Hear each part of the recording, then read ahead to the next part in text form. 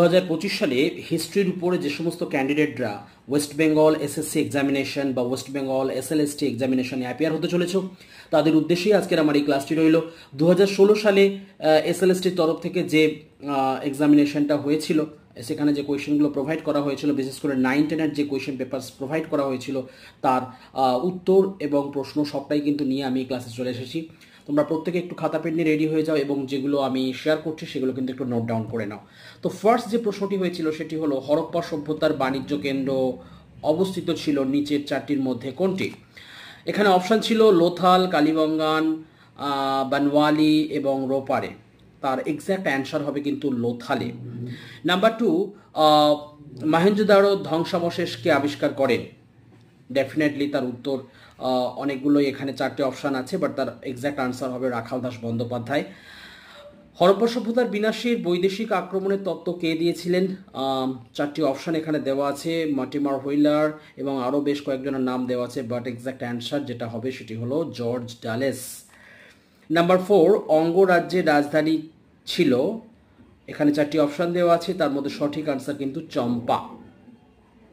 5 নম্বর যে প্রশ্নটি এসেছিল সেটি, দ্বিতীয় বৌদ্ধ সম্মেলন কোথায় অনুষ্ঠিত হয়েছিল? দ্বিতীয় বৌদ্ধ সম্মেলন মনে রাখতে হবে আমাদের বৈশালীতে হয়েছিল।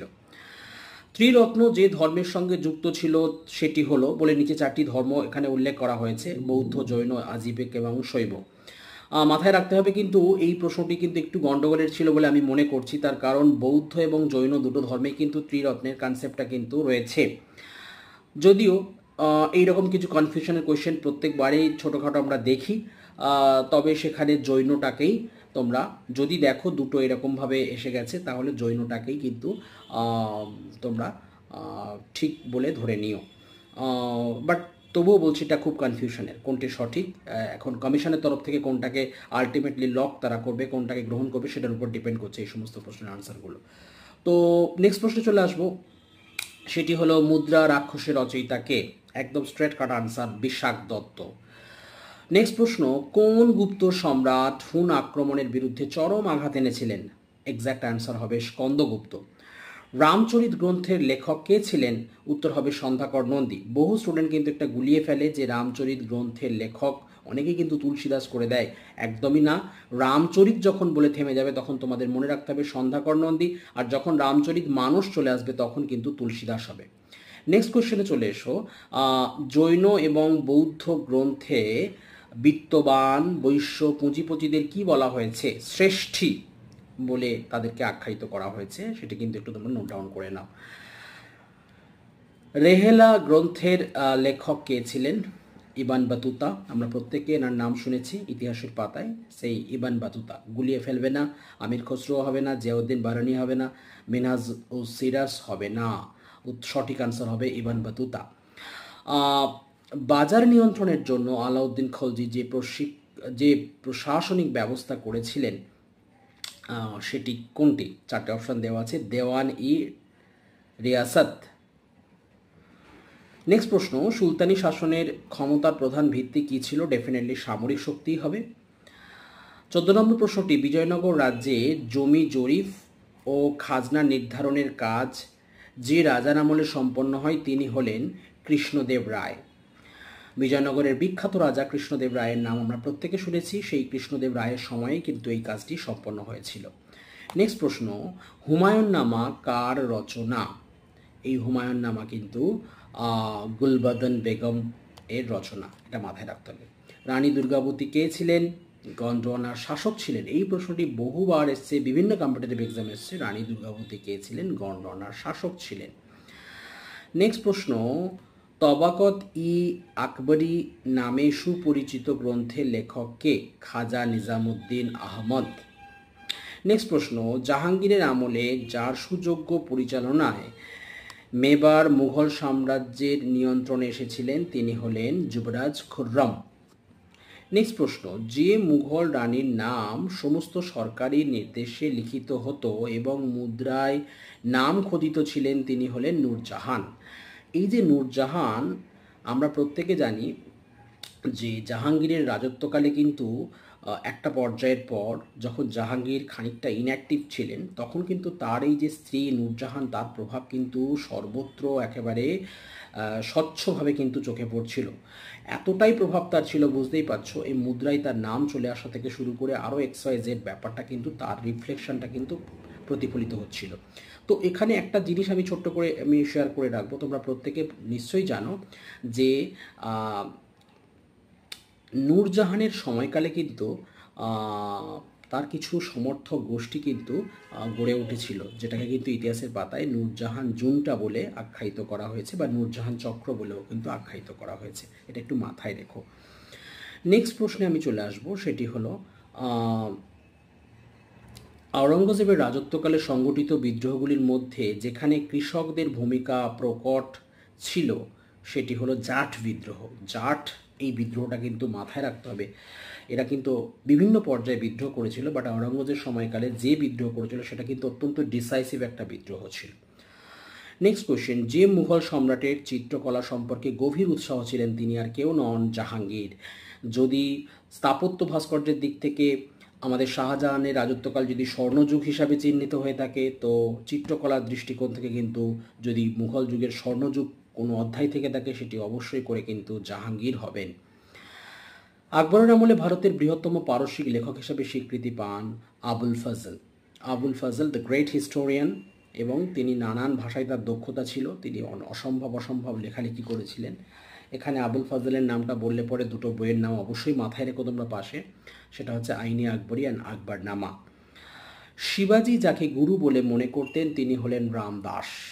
অনেকগুলো অপশন আছে, but the exact answer is Ramdas. যে শিখ গুরুকে আওরঙ্গজেব হত্যা করেছিলেন তিনি কিন্তু তেগ বাহাদুর। অনেকগুলো অপশন আছে, তেগ বাহাদুর ইজ দ্য রাইট আনসার। যে দুজন মুঘল সম্রাট তাদের আত্মজীবনী লিখে গেছেন তারা হলেন, অনেকগুলো অপশন আছে, Babar Humayun, Babar Jahangir, Humayun Jahangir, Jahangir Shahjahan. But exact answer যারা দুজন নিজেদের আত্মজীবনী লিখে গিয়েছিলেন সেটি হলো বাবর ও জাহাঙ্গীর। পরের প্রশ্ন চলে আসবো, আওরঙ্গজেব দাক্ষিণাত্যের কোন দুটি শিয়া রাজ্য দখল করেছিলেন, বিজাপুর এবং গোলকুন্ডা। আওরঙ্গজেব দক্ষিণ ভারতের দুটি শিয়া রাজ্য দখল করেছিলেন, বিজাপুর এবং গোলকুন্ডা। ফারুক শাহের ফরমান কবে ইংরেজদের প্রদান করা হয়েছিল, আমরা প্রত্যেকেই জানি, একেবারে কঠিন প্রশ্ন ছিল না এটি। 1717 খ্রিস্টাব্দে ফারুক শাহের ফরমান ইংরেজদের প্রদান করা হয়েছিল। তৃতীয় পানিপথের যুদ্ধের সময় কে পেশোয়া ছিলেন, বালাজি বাজিরাও। নেক্সট প্রশ্ন, রায়তওয়ারি ব্যবস্থার প্রবর্তক ছিলেন টমাস মুনরো। পরের প্রশ্ন চলে আসবো, নিম্নলিখিতদের মধ্যে কে নব্যবঙ্গ গোষ্ঠীর অনুরাগী ছিলেন। অনেকগুলো নাম আছে, রাজনারায়ণ বসু, প্যারীচাঁদ মিত্র, ঈশ্বরচন্দ্র বিদ্যাসাগর, ঈশ্বরচন্দ্র গুপ্ত। উত্তর হবে প্যারীচাঁদ মিত্র। নেক্সট প্রশ্ন, ঈশ্বরচন্দ্র গুপ্ত কোন পত্রিকার সম্পাদক ছিলেন, সংবাদ প্রভাকর। অনেকগুলো সংবাদপত্রের উপরে কিন্তু দেয়, অনেকগুলো সংবাদপত্রের নাম দিয়ে তাদের সম্পাদক কে ছিলেন বলে, সুতরাং এইটার সঙ্গে সঙ্গে অন্যান্য সংবাদপত্রগুলো কিন্তু তোমরা দেখে রেখো। এই সংবাদপত্রের নাম এবং তাদের সম্পাদক দিয়ে কিন্তু একটি প্রশ্ন হয়, প্রত্যেক বছরই হয়, তোমাদের বেলাও হবে আশা করছি। তো প্রার্থনা সমাজের প্রধান স্থপতি ছিলেন MG Ranade. Next question, Kesari পত্রিকার কে সম্পাদক ছিলেন। দেখো এখানে বলতে বলতে আরও একটা পত্রিকার নাম চলে এলো। কেশরী পত্রিকার সম্পাদক কে ছিলেন, বাল গঙ্গাধর তিলক। ঝাঁসি রানী লক্ষ্মীবাঈকে ইংরেজ সেনাপতি আক্রমণ করেন তিনি কে ছিলেন, হিউ রোজ। হিউ রোজের নামটা কিন্তু মাথায় রাখবে। এছাড়া বহু ব্রিটিশ সেনানায়কদের তাদের পার্সোনাল লেখালেখিতে কিন্তু রানী লক্ষ্মীবাঈয়ের কিন্তু বীরত্বের গাথা কিন্তু আমরা জানতে পেরেছি। যাই হোক, যেভাবে প্রশ্নটা থ্রো করা হয়েছে, হিউ রোজই কিন্তু তার এক্সাক্ট আনসার হবে। ভারত সভা প্রতিষ্ঠিত হয় 1876 সালে। নেক্সট কোয়েশ্চেন, যেটি ভারত সভা কবে প্রতিষ্ঠিত হয় না 1876 সালে। পরের প্রশ্ন, লালা রাজপথ রায় কোন সংস্কার আন্দোলনের সঙ্গে যুক্ত ছিলেন। অনেকগুলো সংস্কার আন্দোলনের নাম দেওয়া হয়েছে, বাট আর্য সমাজের সঙ্গে তিনি যুক্ত ছিলেন। নেক্সট কোয়েশ্চেন, গান্ধীজি কাকে তার রাজনৈতিক গুরু বলে সম্বোধিত করেন, গোপাল কৃষ্ণ গোখলেকে। গোপাল কৃষ্ণ গোখলের নামটা শুনলে আরেকটা আমাদের কোয়েশ্চেন খুব চট করে মাথার মধ্যে চলে আসে, যে what Bengal things today India things tomorrow. এই উক্তিটি কার, গোপাল কৃষ্ণ গোখলে, মাথায় রাখবে কিন্তু। নেক্সট যে প্রশ্নটি এসেছিল সেটি হলো গান্ধীজি ভারতের কোন আন্দোলনের সঙ্গে প্রথম যুক্ত হন? মাথায় রাখবে তিনি একটি সময় আফ্রিকাতে তিনি কর্মরত ছিলেন, সেখান থেকে তিনি প্রথম বিশ্বযুদ্ধের পর্যায়ে ভারতে প্রত্যাবর্তন করলেন এবং ভারতে এসে তিনি প্রথম কোন আন্দোলনের সঙ্গে যুক্ত ছিলেন? অনেকগুলো নাম পাওয়া যায়, চম্পারণ, খেরা, আহমেদাবাদ, বাট এখানে কিন্তু চম্পারণ সত্যাগ্রহ সেটি কিন্তু তার ফার্স্ট, ভারতবর্ষের মধ্যে প্রথম। আর যদি তার রাজনৈতিক জীবনে শুরু হয়েছিল কোথায় এমনটা বলে, তাহলে কিন্তু অতি অবশ্যই বলতে হবে তোমার দক্ষিণ আফ্রিকাতে। নেক্সট প্রশ্নে চলে আসা যাক। 1932 সালে নিখিল ভারত হরিজন সংঘ কে প্রতিষ্ঠা করেন? মহাত্মা গান্ধী বা গান্ধীজি। অনেকেই হয়তো এই হরিজন শব্দটা শুনলে পরে অন্যান্য কিছু অপশন মাথার মধ্যে ঘোরাফেরা করতেই পারে, but the exact answer is Mahatma Gandhi বা গান্ধীজি। নেক্সট প্রশ্ন, গান্ধী আরোহণ চুক্তি কখন সম্পাদিত হয়? 1931 সালে মার্চ মাসে। এটি কিন্তু খুব খুব খুব ইম্পর্টেন্ট প্রশ্ন, গান্ধী আরোহণ চুক্তি কবে সম্পাদিত হয়েছিল। Next question, Discovery of India গ্রন্থের লেখক কে? জওহরলাল নেহেরু। নেক্সট প্রশ্ন, কোন বৎসর নৌবিদ্রোহ সংগঠিত হয়? খুব খুব খুব সহজ প্রশ্ন ছিল এটি, এটা আমরা প্রত্যেকেই পারবে আমার ছাত্রছাত্রীরা এবং বাকি যারা করছো, যারা ইতিহাসের সঙ্গে যুক্ত, সেটি হলো 1946 খ্রিস্টাব্দে, 1946। ভারত বিভাগের সিদ্ধান্ত কোন নির্দেশে ঘোষিত হয়? মাউন্ট ব্যাটেন পরিকল্পনা। অনেকগুলো পরিকল্পনা আমরা জানি, ক্রিপস মিশন আছে, সাইমন কমিশনের আগে এসেছিল, বাট দ্য মাউন্ট ব্যাটেন পরিকল্পনা বা মাউন্ট ব্যাটেন প্ল্যানিংয়ের মধ্যে কিন্তু ভারত বিভাজনের একেবারে কিন্তু ডিজাইনটা তৈরি করে ফেলা হয়েছিল। নেক্সট প্রশ্ন, কারা ফিজিওক্র্যাটস নামে পরিচিত? ফিজিওক্র্যাটস মূলত এখানে বলা হচ্ছে অভিজাত, যাজক, চিকিৎসক, অর্থনীতিবিদদের তারাই কিন্তু ফিজিওক্র্যাটস এই যে কনসেপ্টের উদ্গাতা ছিলেন। নিচে চারজনের অপশান দেওয়া হয়েছে, তাদের মধ্যে সন্ত্রাসের রাজত্বের নেতা কে ছিলেন? মিরাবো, আরও অনেকের নাম এখানে দেওয়া হয়েছে। মিরাবো তার আনসার হতে পারে না, মিরাবোই আনসারটা হবে। নেক্সট প্রশ্ন, মহাদেশীয় অবরোধ নীতি কে প্রয়োগ করেন? Napoleon Bonaparte. একেবারে ঘুরিয়ে ফিরিয়ে একদম স্ট্রেট কাট সবাই জানো, নেপোলিয়ন বোনাপার্ট ছিলেন মহাদেশীয় অবরোধ প্রথার প্রবর্তক। যদিও এখানে কতগুলো কয়েক বছর একটু প্রশ্ন ডিফিকাল্ট হলে পরে ফন্টেনব্লু ডিক্রি, মিলান ডিক্রি, অনেকগুলো ডিক্রি দিয়েও কিন্তু প্রশ্ন হয় এই জায়গা থেকে, একটু ভালো করে দেখে রেখো। রক্তলোহ নীতি প্রবর্তক কে ছিলেন? একেবারে straight cut answer Otto von Bismarck. অনেক সময় এই রক্তলৌহ না দিয়ে একটু ঘুরিয়ে যেতে পারে, ব্লাড অ্যান্ড আয়রন পলিসি কখন প্রয়োগ করেছিলেন? যখন তিনি বিসমার্কের নেতৃত্বে তখন জার্মানি ঐক্যবদ্ধ হচ্ছিল, সেই প্রক্রিয়াকরণের পর্যায়ে তার কিন্তু এই পলিসিটা ছিল ব্লাড অ্যান্ড আয়রন পলিসি। এটা কিন্তু খুব ভালো করে দেখে রেখো। আরেকটা বিষয়, পরের যে প্রশ্নটি সেটাও ইম্পর্টেন্ট, সেটি হলো ইউরোপের বিপ্লবের বছর বলতে কোন বছরটা কি বোঝায়? অনেকগুলো সাল আছে, 1830 বিপ্লব, 1870-এর কথা বলা হচ্ছে, 1905 রুশ বিপ্লবের কথা বলা হচ্ছে, 1848-এর কথা বলছে, কিন্তু এখানে উত্তরটা হবে 1848 খ্রিস্টাব্দটা ইউরোপ তথা গোটা বিশ্বের ইতিহাসে কিন্তু বিপ্লবের বছর নামে পরিচিত হয়ে আছে। স্যাডওয়ার যুদ্ধ কবে সংগঠিত হয়েছিল? 1866 খ্রিস্টাব্দে। তার এক্সাক্ট আনসার হচ্ছে 1866 বা 1866। 3 সম্রাটের সংঘের সদস্য কারা ছিল? অনেকগুলো রাষ্ট্রের নাম এখানে বলা হয়েছে, উত্তর হবে জার্মানি, অস্ট্রিয়া ও রাশিয়া। নেক্সট প্রশ্ন, কে জার্মানিকে পরিতৃপ্ত রাষ্ট্র বলে মন্তব্য করেছিলেন? Otto von Bismarck. তিনি ছিলেন জার্মানির ঐক্যবদ্ধ করার মুখ্য নায়ক বা প্রধান স্থপতি। তিনি বলেছিলেন কিন্তু জার্মানি একটি পরিতৃপ্ত রাষ্ট্র। পরের প্রশ্ন, কাকে মুক্তিদাতা জার বলা হয়? উত্তর ডেফিনেটলি হবে রাশিয়ার জার দ্বিতীয় আলেকজান্ডার। এই মুক্তিদাতা জার না বলে কিন্তু প্রশ্নটা এমনভাবেও দিয়েছে আগে, জার দ্য লিবারেটর নামে কে পরিচিত? উত্তর 1, দ্বিতীয় আলেকজান্ডার। নেক্সট প্রশ্ন, কবে প্রথম বিশ্বযুদ্ধের আনুষ্ঠানিক সূচনা হয়? 28 জুলাই 1914 খ্রিস্টাব্দে।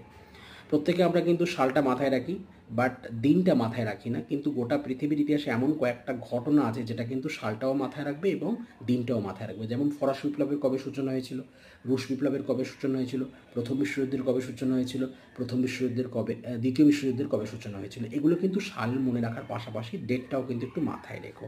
সব দেবে না, বাট গুটি কয়েক জিনিস দেয়, সেটা তোমরা কোয়েশ্চেনের মধ্যে থেকেই বুঝতে পারছো। নেক্সট প্রশ্ন, প্রথম বিশ্বযুদ্ধের পূর্বে ইংল্যান্ডের সঙ্গে জার্মানির বিরোধের মূল কারণ কী ছিল? জার্মানির বিশ্বনীতি।